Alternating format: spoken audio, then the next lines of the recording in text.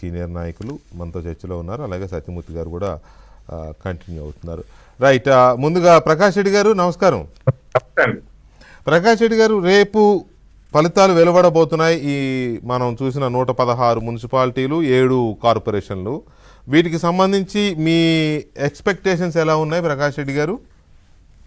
Expectation అంటే మేము తప్పకుండా చాలా అద్భుతంగా చేస్తామనేటువంటి విశ్వాసం అయితే ఉందండి. 116 మున్సిపాలిటీ అనుకుంటుంది జరిగిన ఎలక్షన్స్. అవును, కొత్తూరు ఒకటి జరగలేదు. అవును. మేము చాలా మంది అంటే ఎట్లాగూ జనరల్ ట్రెండ్ ఒకటి చెప్తా వెంకటకృష్ణ గారు, నాకు తెలిసినంత వరకు దేశంలో ఏ రాష్ట్రంలో అయినా సరే సహజంగా అధికార పార్టీకి మెజారిటీ సీట్లు వస్తాయి. మెజారిటీ ఆల్మోస్ట్ మొత్తం వస్తాయి. గతంలో టిఆర్ఎస్ పార్టీ తెలంగాణలో 2018-19 మధ్యలో జరిగిన ఎన్నికలలో ఆల్మోస్ట్ 100%. ఆల్మోస్ట్ 100% వస్తాయని చెప్తున్నారా మీరు? నేను ఎగ్జాంపుల్, అది 10 ఏళ్ల కింది పాతది అయితే, ఇప్పుడు రీసెంట్ పాస్ట్ మన ఈ మధ్య కాలంలో మహారాష్ట్రలో బీజేపీ అలయన్స్ అయితే స్వీప్ చేసిందో ఆల్మోస్ట్ 90%, 90-95% మీరు చూసినారు.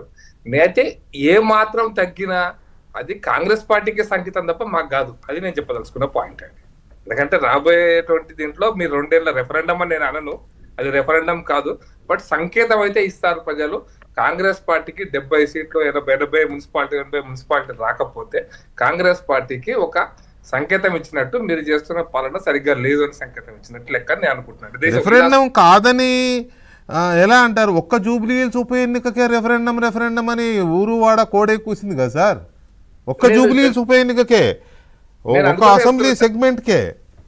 సరే, ఇప్పుడు అదే కనుక కరెక్ట్ అయితే మరి మునుగోడు కాంగ్రెస్ పరిస్థితి తెలుసు, హుజూరాబాద్ కాంగ్రెస్ పరిస్థితి తెలుసు, అదే విధంగా నగర్ లో కాంగ్రెస్ పరిస్థితి చూసినాం, హుజూర్ నగర్ లో కాంగ్రెస్ పరిస్థితి చూసినాం గత 5 సంవత్సరాలు ఆ ఎన్నికల సందర్భంగా జరిగింది. అట్లాగే మనం దుబ్బాకలో చూసినాం. ఎక్కడ కాంగ్రెస్ పార్టీ దుబ్బాకలో రాలే, హుజూరాబాద్ రాలే, హుజూర్ నగర్ అంటే డిపాయిట్ వచ్చింది. అఫ్ కోర్స్ మరి కాంగ్రెస్ పార్టీ అధికారంలోకి వచ్చింది కదా, రెఫరెండం అని ఎట్లా అంటే మనం టీఆర్ఎస్ గెలిచింది కదా. మరి జూబ్లీస్ అప్పుడు ఎందుకు అన్నారు అట్లా? జూబ్లీస్ అప్పుడు ఎందుకు అన్నారు అట్లా?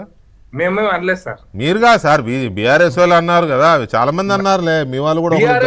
బీఆర్ఎస్ కు కాంగ్రెస్ కు సహకరించడం కోసం అని వచ్చండి, నాకైతే తెలియదు. కానీ రెఫరెండం అయితే జనరల్ మీరు చూసినారు. మొన్న రీసెంట్ గా మీకు వెంకటకృష్ణ గారు, మీరు సీనియర్ జర్నలిస్ట్, ఈ మధ్య కాలంలో బై ఎలక్షన్ జరిగినాయి, దేశం అంతా బై ఎలక్షన్ జరిగినాయి. కొన్ని అసెంబ్లీలో మధ్యప్రదేశ్ జరిగింది, రాజస్థాన్ జరిగింది. ఎక్కడ రూలింగ్ పార్టీ ఉంటే అక్కడ, ఈవెన్ జార్ఖండ్ లో రూలింగ్ పార్టీ జార్ఖండ్ లో గెలిచింది, పంజాబ్ లో రూలింగ్ పార్టీ పంజాబ్ లో గెలిచింది.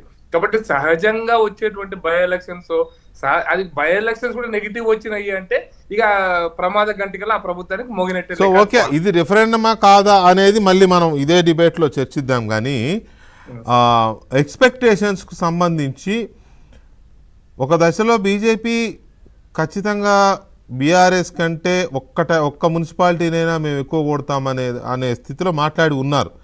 సో ఇప్పుడు కూడా అదే కాన్ఫిడెన్స్ తో ఉన్నారా, లేకపోతే ఏంటి?